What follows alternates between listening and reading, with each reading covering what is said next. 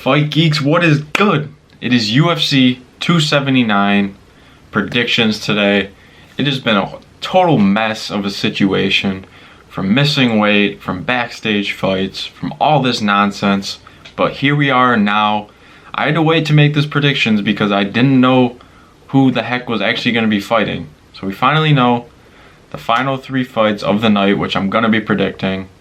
So yeah, like I said, it was a crazy last 24 hours. There was a backstage fight between Kevin Holland and Khamzat Chimaev that basically led to the press conference being canceled last night. So that was a whole ordeal in itself.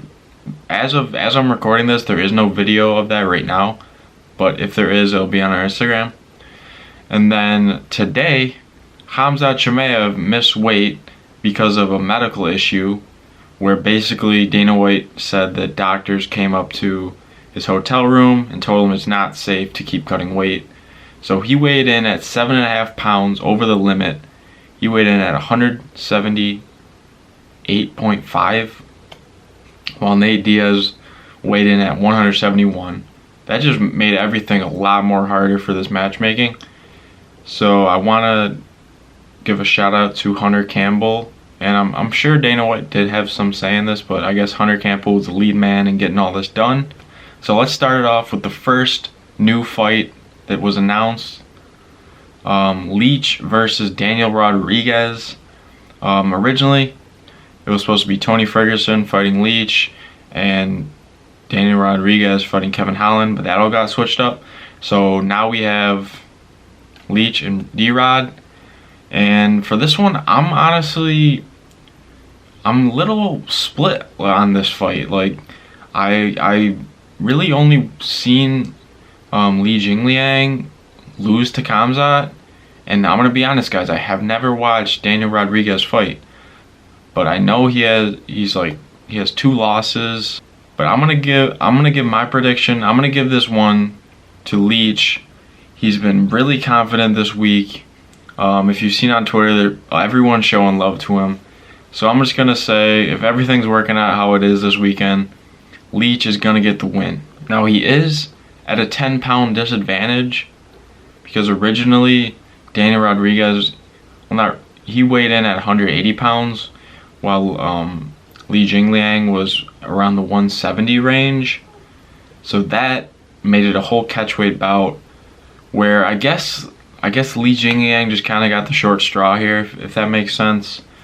And he has to fight at a 10-pound disadvantage, but he seems confident, he seems humble, and it should be a good fight on the main card. And then now, Khamzat Chimaev, Kevin Holland, the 2 troublemakers that allegedly caused a scene backstage which canceled the press conference, are now fighting in a 5-round co-main event. So usually, if you guys know, fights that are 5 rounds are main events and title fights. This isn't a main event, this isn't a title fight, this is a co-main event, but I'm guessing that because of the terms, Kevin Holland did want 5 rounds.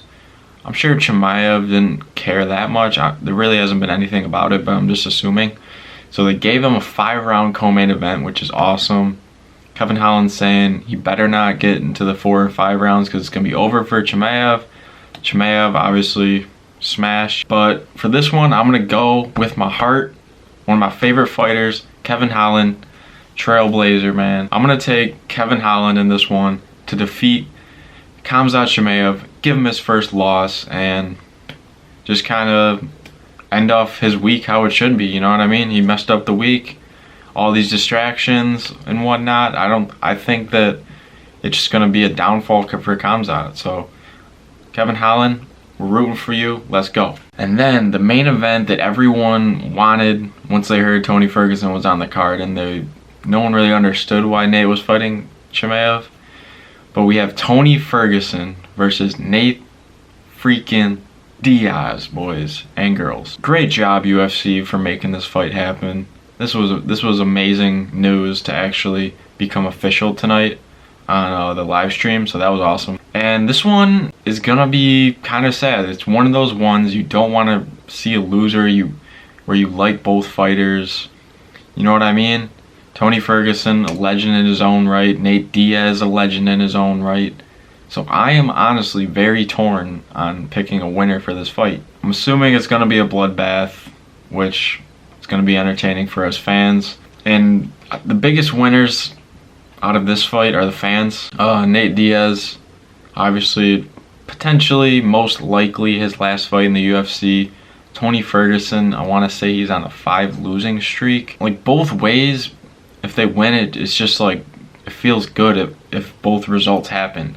So Tony Ferguson wins, breaks the losing streak, gets a win against Nate Diaz. And this isn't welterweight, so I don't really, if he's trying to get a new path in welterweight, or, hey, it's Tony Ferguson, he just likes to fight, I guess. And then if Nate Diaz wins, it's just a good, like, last hurrah, send off to legend pioneer of the sport. For my prediction, I kind of just base it off which outcome I would want more. I think for Nate Diaz's last hurrah, we gotta see him take a win. We'll see if he tosses the gloves in tomorrow night. We'll see we'll see what happens, you know what I mean? But I'm gonna go with Nate Diaz, takes the win over Tony Ferguson in one of the most memorable fights that is gonna come out of the UFC. And it's going to be all around a great event. I'm so excited for this. I cannot wait for tomorrow at 10 o'clock. This video is probably going to come out the day of the fights, but right now it's Friday. And like I said, I had to wait to make this video because I didn't know who was fighting, you know what I mean? So we know who's fighting. Those are my predictions. I'm going to go with Li Jingliang, Kevin Holland, and Nathan Diaz, boys. Comment down below what you guys are predicting for this. And also comment down below just your reaction to Thursday and Friday of this whole fight week. Because this has probably been one of the craziest days in UFC history, at least in my time being a fan. There might have been crazier days in the past, blah, blah.